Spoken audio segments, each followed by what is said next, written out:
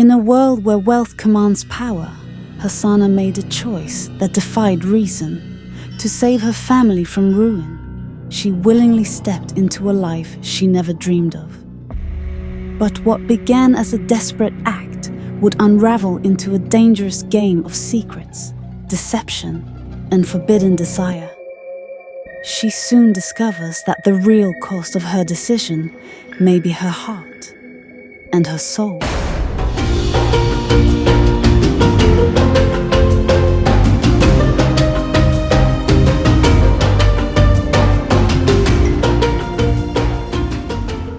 Hassana sat on the worn-out steps of her small home, her heart heavy with worry. The burden of her father's debt weighed heavily on her family, and she knew it was only a matter of time before the rich family came to collect what was owed. Her father had died unexpectedly, leaving them in a dire situation with no way to repay the substantial loan he had taken. Her mother, younger siblings and she were living day to day, hoping for a miracle that never came. The rich family, the Al-Karims, were well known in the town. Mr. Al-Karim was a stern businessman who valued money and status above all else. His eldest son, Tariq, was a dutiful and responsible young man, groomed to take over the family business. On the other hand, his younger son, Rami, was the black sheep of the family, constantly in trouble and a source of constant disappointment to his father. The day finally came when the Al-Karims arrived to claim their debt. Mr. Al-Karim, accompanied by Tariq, arrived at Hassana's house with an air of authority. They were there to collect on the collateral, the house Hassana's father had put up. Her family begged and pleaded, but Mr. Al-Karim remained unmoved. Just as their belongings were being thrown out, Hassana stepped forward with a bold proposition. "Take me instead," she offered, her voice steady despite the fear gnawing at her insides. "Leave the house to my family. I will work off the debt." Tariq looked at her with surprise, but his father saw an opportunity. Hassana's offer was unexpected, but it solved the problem of her father's debt. "You will come with us," Mr. Al-Karim decided. Her family wept, but Hassana held her head high, determined to save her family from homelessness.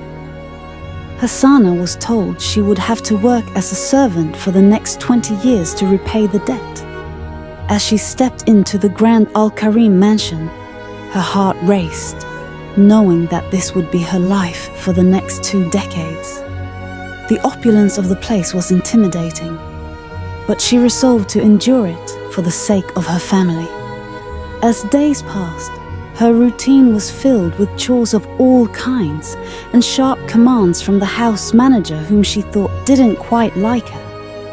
Even while adorned in a servant's uniform, her beauty still found a way to shine through, accompanied with a smile that never left her face. If she was going to be here most of her adult life, she had to adapt to the lifestyle. Even though the work was daunting, she found small ways to bring joy into her daily routine. When dusting the elaborate furniture, she would hum tunes her mother used to sing. While washing dishes, she would mentally recite poems she had learned in school. These little acts of defiance against her challenging circumstances kept her spirits high. Within a month, she already knew the preferences of the Al-Karim family members, ensuring that she anticipated their needs before they even asked. One day, while washing a ceramic cup, Hassana noticed a mild stench from the cup. It wasn't strong unless she put the cup to her nose and waited a few seconds. The eerie feeling that something was amiss gnawed at her, especially since this wasn't the first time she had encountered this strange smell. She tried to push it out of her mind, but couldn't shake off the sense of foreboding. 3 months into her stay, Hassana met Rami for the first time, as he had just returned from a vacation touring Europe. That night, she found him drunk on the porch, muttering words she couldn't understand. Mistaking him for an intruder, she grabbed a stick and attempted to hit him, but he dodged and fell to his knees. She called security, but they informed her he was Rami, one of Mr. Al-Karim's sons. Rami, too drunk to say anything, was taken inside by Tariq. As Hassana walked past the family portrait in the living room that night, she noticed Rami's picture. He looked nothing like his image. He was skinnier and had a darkness in his eyes in person. One afternoon, while cleaning the kitchen, Hassana accidentally broke a rare ceramic cup. The liquid inside splashed onto her white apron and spilled onto the floor, releasing the same strange odor she had noticed since her arrival. The house manager erupted in anger, berating her for her clumsiness. At that moment, Rami walked into the kitchen and demanded to know why the manager was shouting.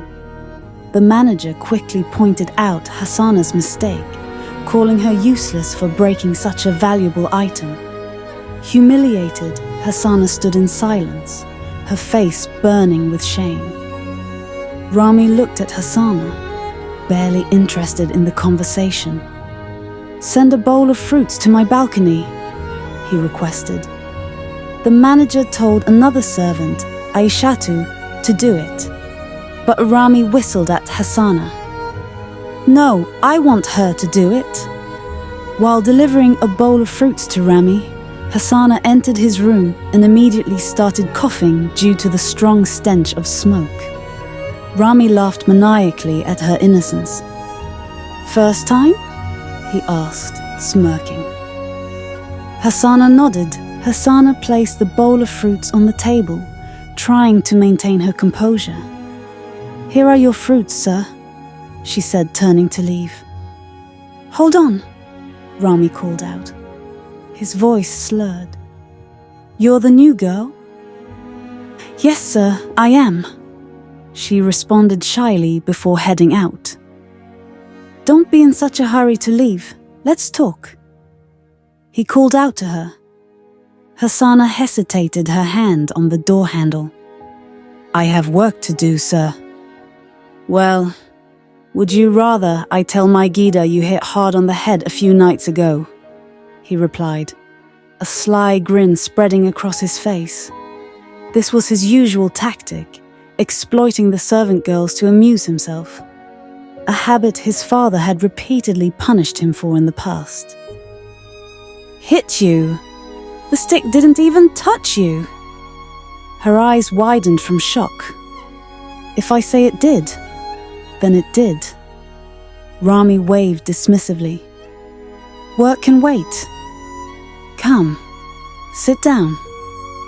Reluctantly, Hassana turned back and sat on the edge of a chair, her posture stiff. Rami picked up a piece of fruit and took a bite, studying her with a lazy smile. "Maybe I really should have hit you hard that night," she whispered under her breath. "What did you say?" he asked her. "Nothing, sir." "What's your name?" he asked, his tone almost playful. "Hassana," she replied, her voice steady. Rami's face lit up, and he sat at the edge of his seat. "Oh, you're the girl who offered herself as collateral. Interesting." Hassana's heart skipped a beat. "Yes, that's me." Rami leaned back, a look of curiosity on his face. "You speak English very well. None of the other servants here speak as well as you do. How come?" Hassana straightened her back slightly, a hint of pride in her voice. "I was fortunate to have attended school, sir. My father believed in the importance of education." Rami nodded, seemingly impressed.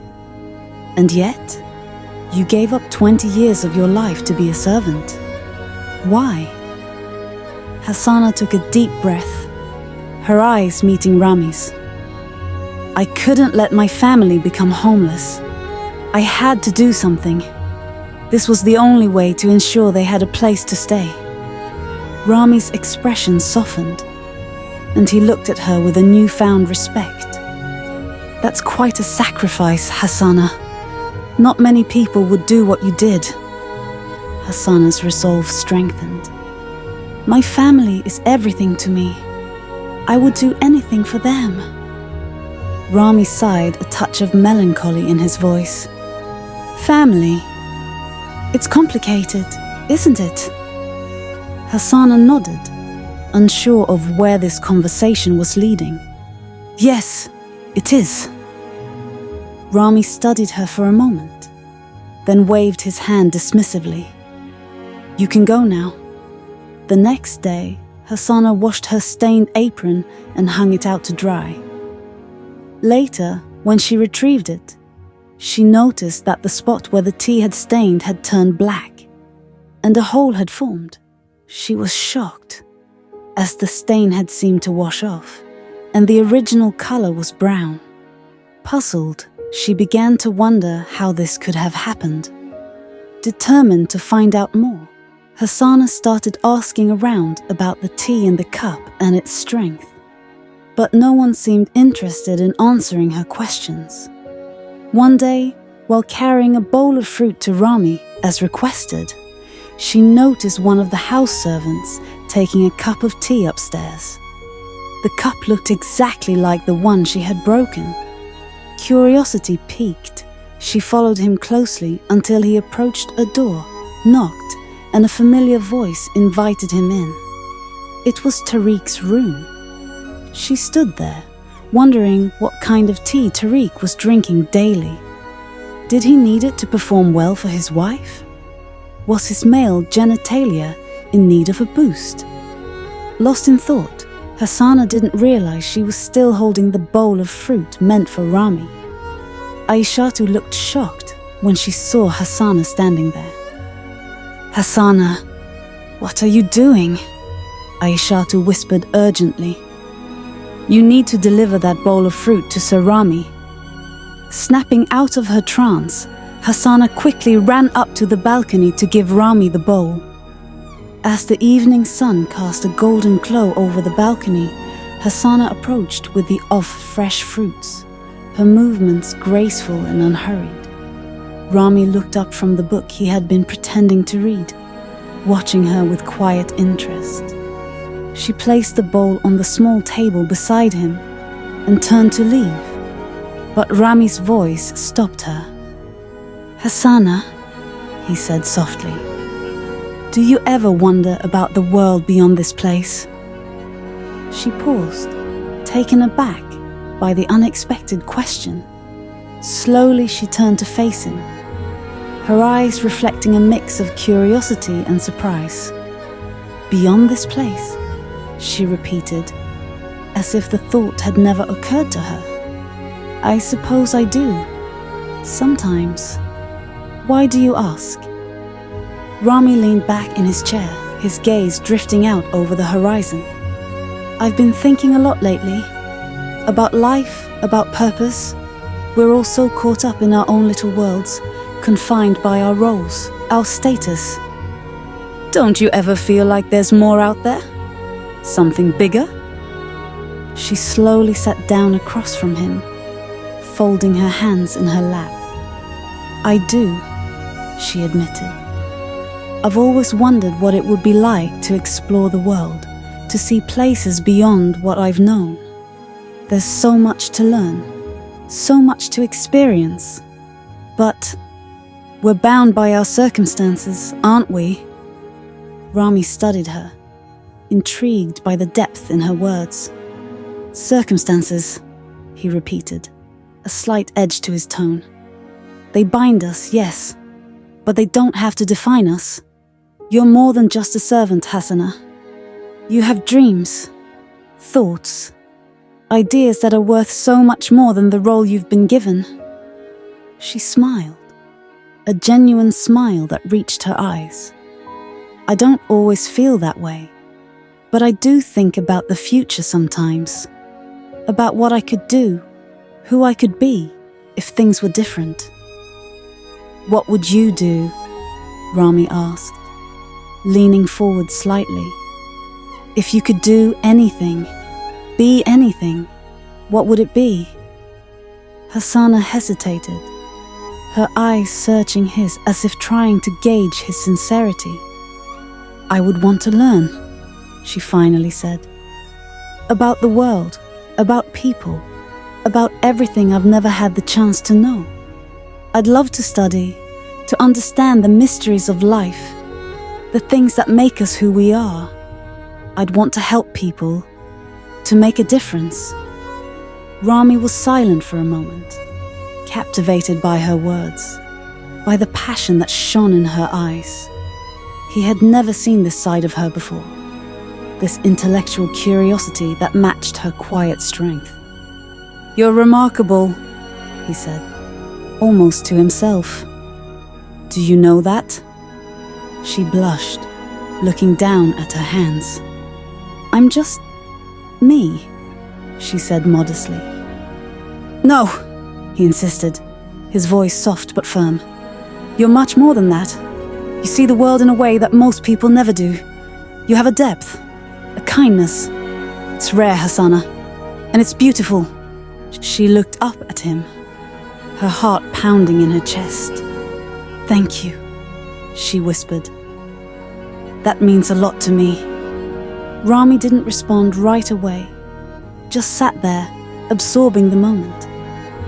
The way the evening light played on her face, the way her lips moved when she spoke, the way her eyes glowed with excitement and passion, it all left him in awe. For the first time in a long time, he felt truly connected to someone, not by status or obligation, but by something deeper, something real. Finally, he broke the silence, his voice tinged with a newfound respect. You know, I've spent so much time chasing after things that don't really matter. Power, prestige, approval. But here you are, showing me what's truly important. Thank you for that, Hassana. Maybe one day, she said softly, we'll both find what we're looking for. Maybe, Rami agreed, his voice equally soft. But until then, I'm glad we had this conversation. Hassana smiled, a warmth spreading through her as she picked up the empty bowl. As she turned to leave, Rami watched her go, still in awe of the beauty, both inside and out, that he had discovered in her.